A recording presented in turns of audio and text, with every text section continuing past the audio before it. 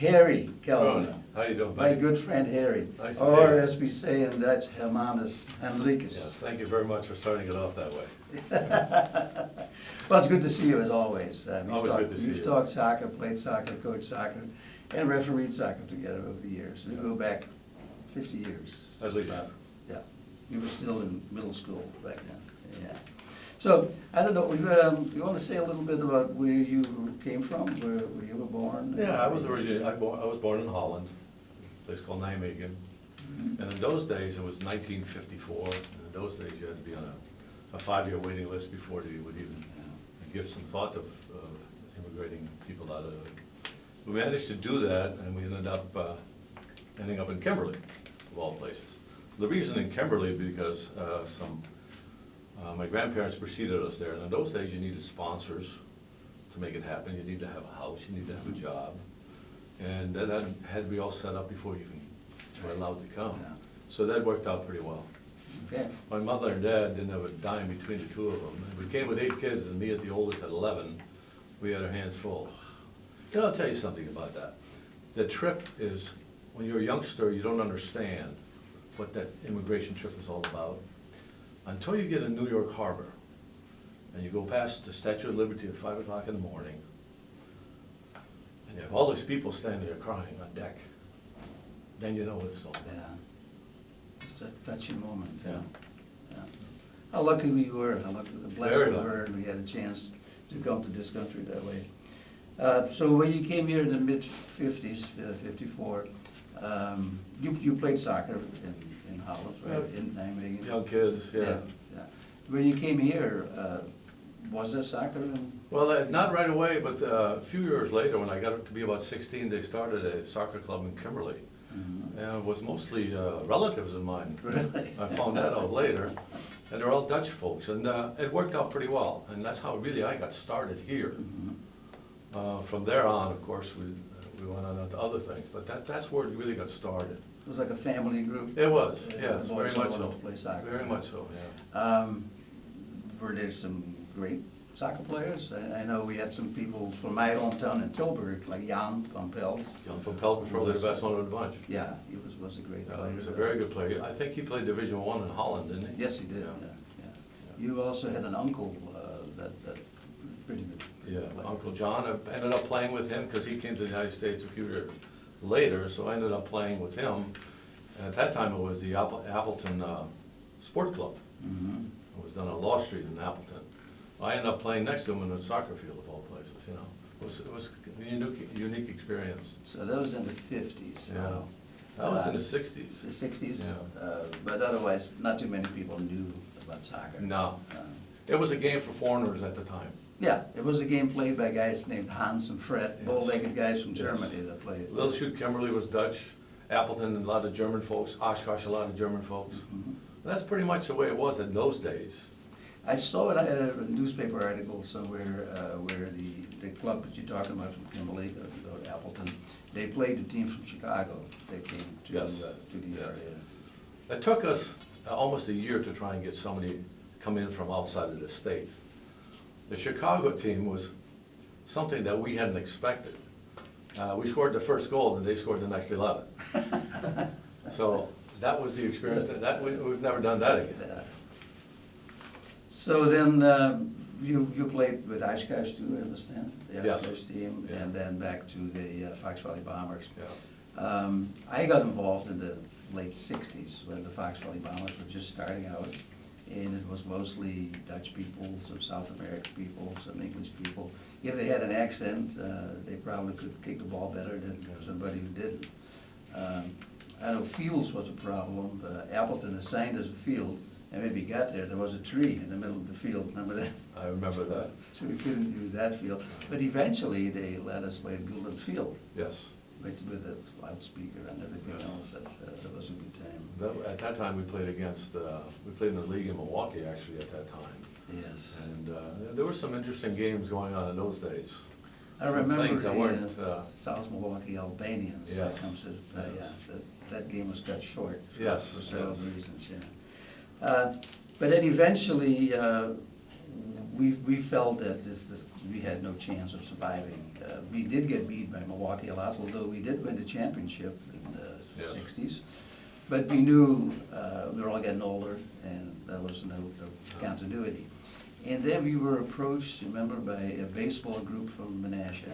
Correct. And Boys they- Sports Club. Boys Sports. Yeah. They had like 200 kids coming out for baseball every Yeah. year, and they had to turn 70, 80 of them down.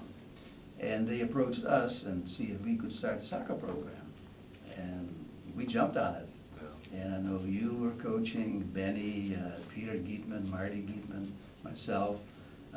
Had a great time. I remember the first year, the championship game was played at Goodland Field. Sure. We had great support from everybody. Remember when we had our first banquet? That was held in a church in Menasha, wasn't it? Yeah, St. Thomas, I Yeah. believe, Episcopal Yeah. Church, yeah. Because We brought in chicken from boxes from. yeah, KFC, Yeah. yeah, yeah. little Interesting. plug for case. Yeah, we didn't know how to handle it otherwise. We'd never done it before. Well, you were the instigator with most of that, because from that standpoint, organizational skills, you probably were the leader of the bunch. Because you couldn't use me on the field, they had to do something. Yeah, that was a wonderful time, but at Boy Sports, now they're called youth sports, Yeah. they were gracious to help us, and they asked us, what kind of field do you need? And we said, well, about 100 by 60. And they put one together, they called us up, said we were all set. So we went to the field, and it was 100 by 60 feet. Yes. Remember, it Yes. was way too small. Yeah. But that was a good start. We expanded, and then later on, we moved to Neenah. And you were involved in youth soccer camps. Yeah.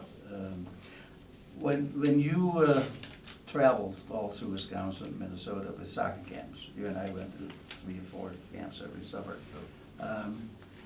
You feel that was a big influence on your ability to coach? I think so. I think what that gave to us is some additional knowledge that we didn't have in the Valley at the time. I mean, most of the coaching staff, I know the one we went to in Minnesota, they were all from New York. Yeah. Those folks, had much better backgrounds than we did, so I think you and I learned an awful lot at those camps. And it held true as we went on. Mhm. Yeah, you especially, and of course, we had the great Bob Gansler Yes. there as a coach. He was one of our mentors, and then we worked with Bob at his camps in Kenosha. Yeah. And then we had our own camp for 15 years or so at Fox Valley. Can you remember the first one we had? Yes, at UW Fox. Yes. Yeah, it rained. And then one time we had one at Lawrence University, and we had to take the kids to Hardee's for lunch. Yes.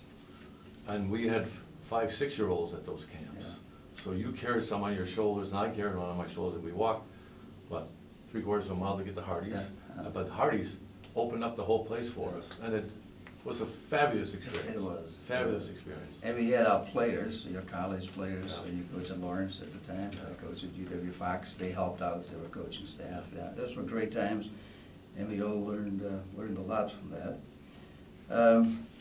It seems to me when I talk to people in the Valley, they always seem to think that Neenah was always just one step ahead in soccer in the Valley. Do you feel that way? You were involved, and I don't want you to feel like you gotta brag, but you were involved in Neenah High School from day one. Yeah, First varsity. I was there 35 years. 35 years, Yeah. yeah. And dominated the conference for years. Well, I think though, if you look back, Neenah also played in Woodlands League at that time, a couple of years, Yes. I believe, 1 or 2 Yeah. years. And that's probably where it got started. But I think what we did from a youth standpoint, we went from the bottom up. I mean, we started youth camps, we were the only ones having any soccer youth camps. Had an awful lot of help from people in the Fox cities, including Menasha. And Oshkosh as well, because there was always someone that was willing to help you out. And I think that really started the issues, Mhm. you know, in terms of looking at soccer. Before that, it's just, you know, it was a foreign sport. Only foreigners played it, Yeah. That's- until you get the kids involved. Mhm. When you get the kids involved, then parents get involved, and then, you know, then all of a sudden that so-called mystique is gone, because now everybody is gonna play. Yeah. And I knew a little bit more about the game. Yeah. The game as well. Well, congratulations, the Neenah High School soccer field is now called the Harry Yeah. Kelderman Yeah. soccer field. My first congratulations. reaction was, it's pretty cool.